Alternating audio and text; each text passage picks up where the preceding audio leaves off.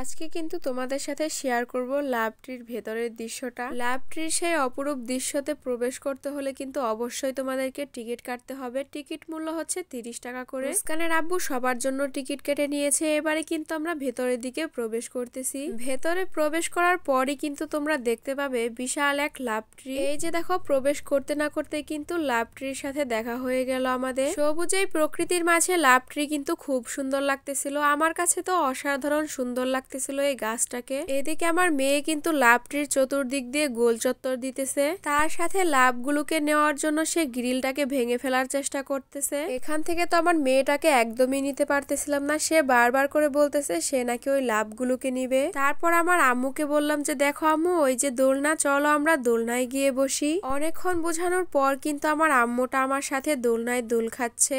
এখন আমরা যে জায়গাটাতে যাব সেই জায়গাটা হচ্ছে লাভ ট্রির ভেতরে সব থেকে সুন্দর দৃশ্য। লাভ ট্রির ভেতরে অনেক উঁচু করে একটা পাহাড় তৈরি করা হয়েছে, আর সেইখানে কিন্তু বসারও ব্যবস্থা আছে। আমরা সবাই মিলে কিন্তু এখন সেইখানেই যাচ্ছি। আর এইখানে যাওয়ার যে রাস্তাটা তৈরি করা হয়েছে সেটাও কিন্তু মাশাআল্লাহ খুব সুন্দর করে তৈরি করেছে।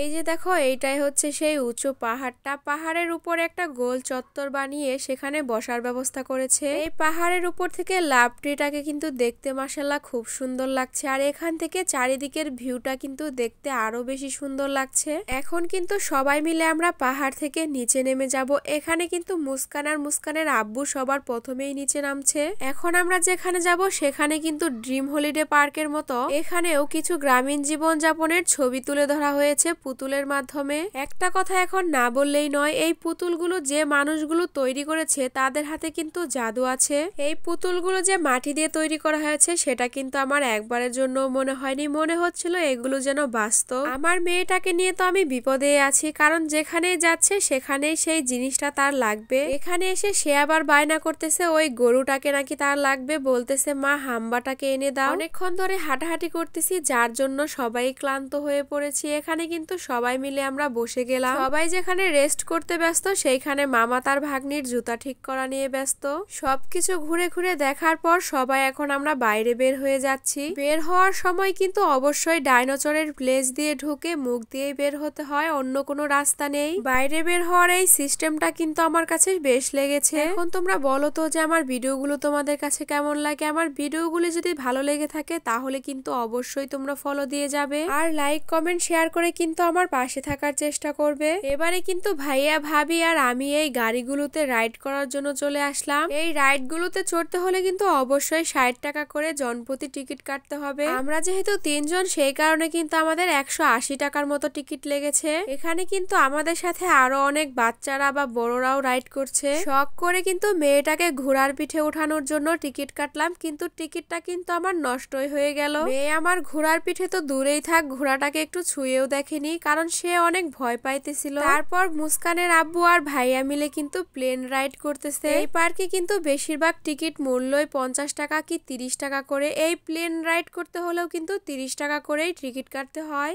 এবারে কিন্তু ভাইয়া ট্রেনে চড়াবে আমাদের, সেই কারণে 4টা টিকিট কেটে নিল। তারপরে কিন্তু ভাইয়া আর ভাবি শুরুতেই ট্রেন রাইড করতেছে। এই ট্রেনে রাইড করতে হলে কিন্তু অবশ্যই 50 টাকা করে টিকিট কাটতে হবে। এই ট্রেনে রাইড করাটা কিন্তু খুবই কঠিন, অনেকটা ভয় লাগে। তারপর কিন্তু আমরা এই ট্রেন থেকে আরেকটা মেট্রো রেলে চড়ে গেলাম। এই মেট্রো রেলে উঠতে হলে কিন্তু 30 টাকা করে টিকিট কাটতে হবে। ট্রেনের মধ্যে এই বগিটাতে কিন্তু ওনারা বসেছিল, এবারে ওনারা নামতেছে, আমরা কিন্তু সেই বগিতে উঠে বসলাম। প্রথমে যে ট্রেনটাতে উঠেছিলাম সেটার চাইতে কিন্তু এইখানে উঠে আমার বেশ ভালো লেগেছে। এই ট্রেনটাতে কিন্তু উঠলে কোনো ভয় নেই, কিন্তু প্রথমে যে ট্রেনটাতে উঠেছিলাম সেখানে কিন্তু আমি অনেক জোরে জোরে চিল্লিয়েছি আর কান্না করেছি ভয়ে। তাই আমি মুস্কানের আব্বুকে বলতেছিলাম যে ওই ট্রেনটাতে না উঠে এই ট্রেনের মধ্যেই 2বার করে উঠলে বেশ ভালো হতো। তারপরে ভালো লাগতে না লাগতেই কিন্তু ট্রেনটা থেমে গেল আর আমরা সবাই নেমে গেলাম। এদিকে আমি তো ফ্রি ঘুরতেছি, কিন্তু মুস্কানের আব্বু তো মুস্কানকে সামাল দিতেই পারতেছে না। সে একবার এদিকে যায় তো একবার ওদিকে যায়। ভাবি আর আমি কিন্তু এখন একটু ভাব ধরে হাঁটাহাঁটি করতেছি। আমাদের বরকাটা কেমন হয়েছে তোমরা কিন্তু অবশ্যই কমেন্ট বক্সে কমেন্ট করে জানিও। আমাদের ভাব দেখতে দেখতে আমার মেয়েটাও কিন্তু আমাদের কাছ থেকে ভাব ঢং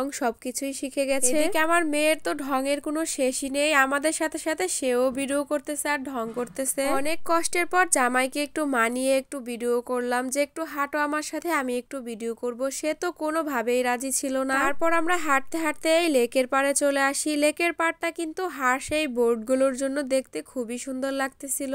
আমার মেয়েটা সেই ভোরবেলা অল্প একটু খাবার খেয়েছিল, যার কারণে আমি এখন ওকে খাবার খাইয়ে দিতেছি। মুস্কান কিন্তু বাহিরের খাবার একদমই খায় না, সেই কারণে বাসা থেকে আমি নুডলস রান্না করে নিয়ে এসেছিলাম ওর জন্য। খাবারটা খেতে না খেতেই তার কিন্তু আবার নাচানাচি, দৌড়াদৌড়ি, লাফালাফি শুরু হয়ে গেছে। ঘোরাঘুরি করতে করতে 4টার উপরে বেজে গেছে, সেই কারণে কিন্তু আমাদের এখন বাসের কাছে যেতে হবে। মুস্কানের আব্বু মুস্কানকে কোলে নিয়ে বাহিরের দিকে বের হওয়ার জন্য রওনা হয়ে গেল। এদিকে কিন্তু ভাইয়াও রওনা হয়ে গেছে বের হওয়ার জন্য। শুধুমাত্র আমি আর ভাবি কিন্তু বের হতে পারতেছি না, কারণ আমরা দুজনেই ভিডিও করতেছিলাম। অবশেষে কিন্তু আমরা বের হয়ে বাসের কাছে চলে গেলাম, আর বাস কিন্তু আমাদের রওনা হয়ে গেছে বাড়ির উদ্দেশ্যে। লালপুর নাটোর গ্রিন ভ্যালি পার্কে কিন্তু চাইলে তোমরাও বেড়াতে আসতে পারো, কারণ জায়গাটা বেশ ভালোই লেগেছে আমার কাছে। আজকের ভিডিওটা কিন্তু আমি এখানেই শেষ করতেছি। আগামী ভিডিও আসার আগ পর্যন্ত তোমরা সকলে ভালো থেকো, সুস্থ থেকো। আল্লাহ হাফেজ।